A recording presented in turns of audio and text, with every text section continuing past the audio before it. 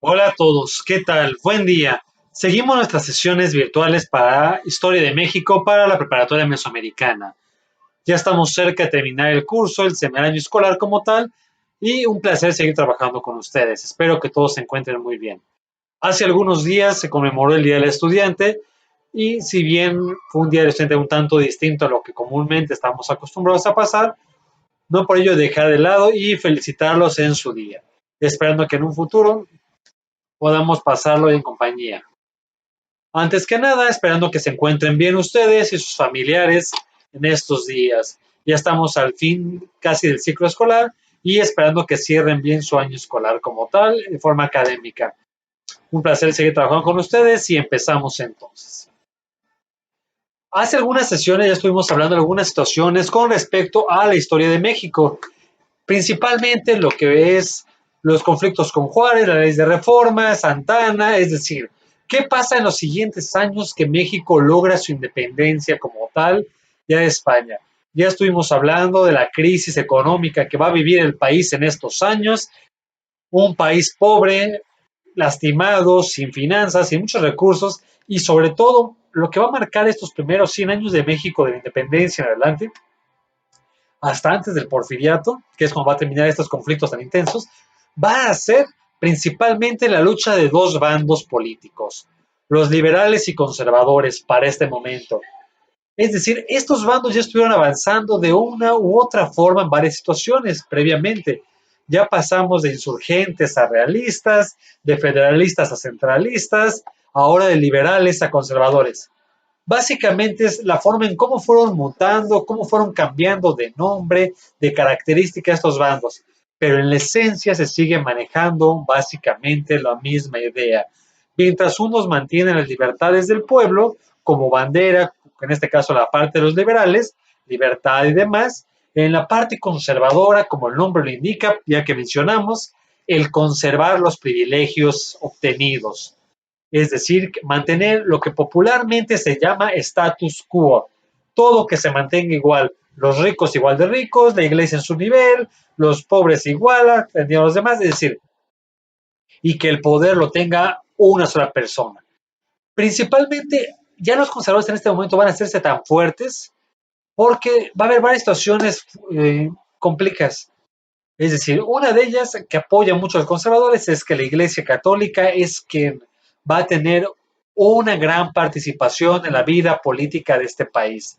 A diferencia de otros países como Estados Unidos, en donde el gobierno y la Iglesia han estado completamente separados, tanto así que la Iglesia ni siquiera figura tanto en la parte política, en México no fue así. Muchas de nuestras decisiones históricas están vinculadas por la participación de la Iglesia Católica.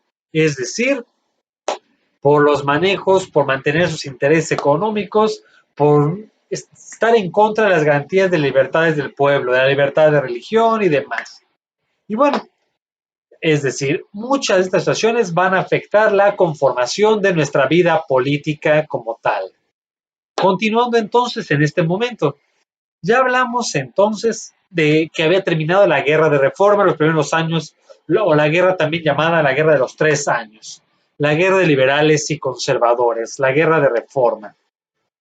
Termina esta, pero no quiere decir que a Juárez se le acaban los conflictos en este momento.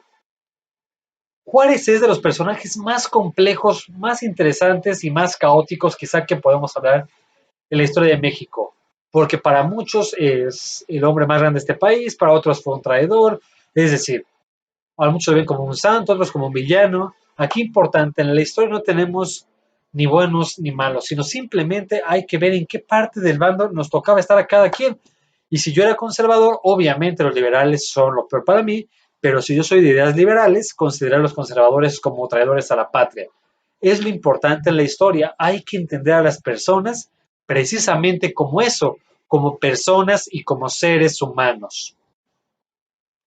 Y por ello hay que analizar entonces qué estaba pasando en este momento en la situación política de México. Se acabó la guerra de reforma y siguen los conflictos. Juárez, después de estos años de conflicto con los conservadores, considera que el país está empobrecido, está lastimado, está fracturado Y recordando que para que se mantenga la economía del país, se necesitan préstamos, se necesita dinero. Durante la guerra de reforma hubo préstamos interesantes. Vamos a encontrar préstamos bastante curiosos allá. Por un lado tenemos un préstamo, el préstamo de, o el tratado propiamente McLean Ocampo, que se firma Benito Juárez con el gobierno de Estados Unidos para ingresos económicos. Y aparte, los conservadores también firman otro tratado, el Tratado Mon-Almonte, también para dinero. Es decir, de una u otra forma el país empezó a endeudar con muchos países del mundo. México tenía deudas con Estados Unidos, con España, con Inglaterra y con Francia. Para esta etapa que viene adelante va a haber varias situaciones políticas interesantes y muy intensas en el país. Una de ellas importante va a ser fundamentalmente que Juárez declara al país, a México, en bancarrota. Lo va a declarar básicamente sin poder pagar las deudas que tenemos en este momento. Por ello, declara que a los países que se le debe dinero en estos años, México va a declarar que por un tiempo no vamos a poder pagar. Se llama esto una suspensión de pagos. Es decir, yo reconozco que te debo dinero a ti, pero por este momento no puedo pagar por más que quiera porque el país está quebrado. Pero eso sí, sigo reconociendo que tengo la deuda. Es decir, Juárez jamás negó que tuviera una deuda con el país en este momento, sino todo lo contrario. Tengo la deuda, pero por el momento no voy a poder pagar. De los tres deudores que tenemos en este momento importantes, va a ser con Francia, con Reino Unido o Inglaterra y España. Son los tres que van a tener la deuda para con México en este momento fuerte, para no pagarla. El otro acreedor que es Estados Unidos para este momento no aparece. Al contrario, de una u otra forma Estados Unidos apoyaba a México en la política internacional y se da esta parte. Acto seguido, Juárez declara la bancarrota del país y en Europa pasan cosas todavía bastante fuertes, bastante intensas. España, Francia y Reino Unido se juntan y forman una alianza, la que se va a llamar Convención de Londres. Se forma la Convención de Londres y estos tres países con sus reyes, específicamente cada uno de ellos, o emperadores, según sea el caso en Francia, mandan gente para invadir a México. Así que esta convención se viene a México con barcos de los tres países y los tres barcos se estacionan o se posicionan propiamente decirlo en el puerto de Veracruz. El problema de esto que esos tres países reclaman a México que o pagas o yo no voy a dejar que comercies con nadie más. Es decir, te voy a quebrar económicamente. Voy a hacer una frontera natural, militarmente hablando, para que nada entre y nada sale, para que tu economía se colapse. Juárez, literalmente el gobierno mexicano entra en una crisis brutal, una crisis socialmente negra, y lo que va a pasar entonces en estos años que estamos hablando, Juárez manda a varios políticos suyos, varios políticos del gabinete mexicano, a hablar con estos invasores al territorio mexicano. Y sí, efectivamente se da esta parte. Estos invasores hablan con el gobierno mexicano, con los políticos nacionales y llegan a un acuerdo en general, ¿no? Es decir, Juárez con sus personas reconoce que México tiene una deuda muy fuerte, pero de una u otra forma los extranjeros ven la buena voluntad del gobierno de Juárez, o por lo menos parte de ellos. El gobierno de España y el gobierno de Inglaterra ven la buena voluntad del gobierno de Juárez, del gobierno que es un gobierno formal, más o menos sólido, y sobre todo con interés de querer pagar la deuda. El problema de esto es que estos países se van, pero Francia se queda, porque realmente Francia, que era el que menos se le debía de los tres, tenía un plan oculto, digamos, por así decirlo, a los otros dos. Porque los franceses ya se habían aliado un poco con los conservadores mexicanos para establecer un símil de monarquía mexicana a la francesa. Es decir, Los conservadores consideraban que aquí en México no se sabía gobernar y ellos anhelaban y añoraban la época de que España nos gobernaban antes de la independencia de México. Así que, digamos, de otra forma le ofrecen al gobierno francés el suelo mexicano.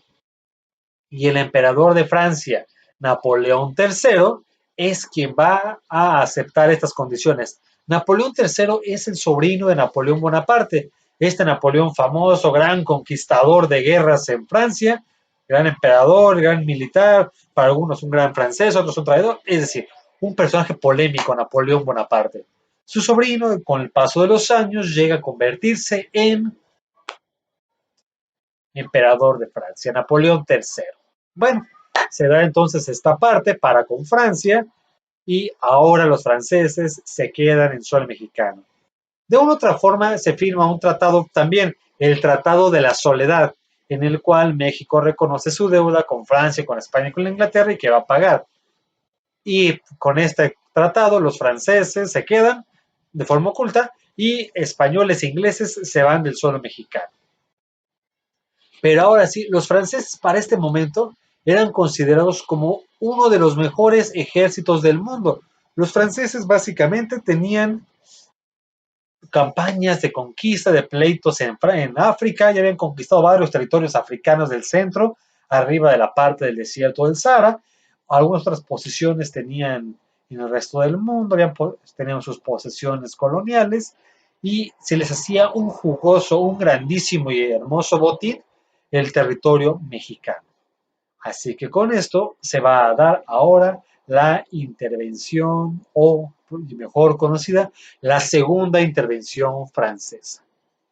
Recordando, México ya había sido invadido por Francia hace varios años en la primera intervención francesa, o también llamada Guerra de los Pasteles.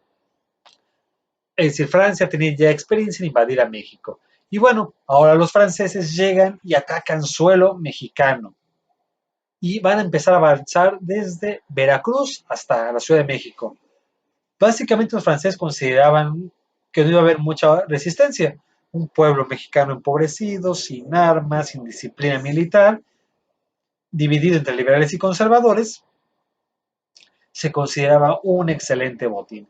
Y efectivamente los franceses empiezan a avanzar desde la costa veracruzana hasta la capital de México. Avanzan por Veracruz, Orizaba, territorios franceses importantes.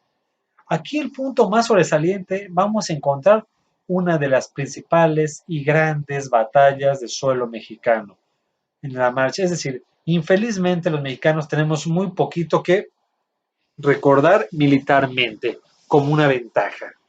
Es decir, hemos ganado muy poco en la guerra contra otros países. Y por ello la batalla de Puebla, la del 5 de mayo de 1862, pasa a la historia como una de las grandes victorias militares, porque los franceses, con ser uno de los mejores ejércitos del mundo, disciplinado, con armas, con estrategia, es derrotado por los mexicanos, gracias a que quien comandaba al ejército mexicano en esta batalla, el general Ignacio Zaragoza, hace una defensa brillante militarmente hablando, en los fuertes de Loreto y Guadalupe, los posiciona, quita campanarios de las iglesias para quitarlos como punto de referencia a disparos, es decir, el cerro es fortificado, los franceses subiendo son derrotados, el ejército mexicano tenía gente muy importante, ya empieza a aparecer inclusive un Porfirio Díaz, muy joven como militar, el Porfirio Díaz que vamos a encontrar en unos años más como el gran presidente de México que se perpetuó en la presidencia, ya aparece muy joven aquí como militar, un militar en este momento bastante valiente, aventado, al mando de Zaragoza, que es quien dirige las tropas, y México gana la batalla, apoyado también muchísimo por los indígenas zacapuaxtlas que hay en Puebla. Es decir, estos indígenas van a defender el suelo mexicano. Hay una gran victoria militar aquí. Y es de lo que podemos recordar como esta parte. Según ustedes pueden ir a Puebla, a los fuertes de Loreto y Guadalupe, son los lugares en donde el ejército mexicano logra esta gran victoria. Aquí vienen parte de las partes románticas en nuestra historia nacional. Cuenta la historia que Ignacio Zaragoza manda un telegrama a Benito Juárez. Y el telegrama ya básicamente nos ocupa con clave Morse, es decir, un golpeteo mecánico, que marca palabras, signos y puntos en general. Esta viene en los billetes de 500, no los actuales. Algunos todavía están en utilización que traen en Ignacio Zaragoza este billete. Uno como cafecito. Ahorita ustedes ocupan el azul, que es de Diego Rivera y Frida Kahlo. Este billete y el de Juárez actualmente, ¿no? Y bueno, este billete trae la frase célebre de Zaragoza escrita en letra cursiva, el cual decía: las armas nacionales se han cubierto de gloria.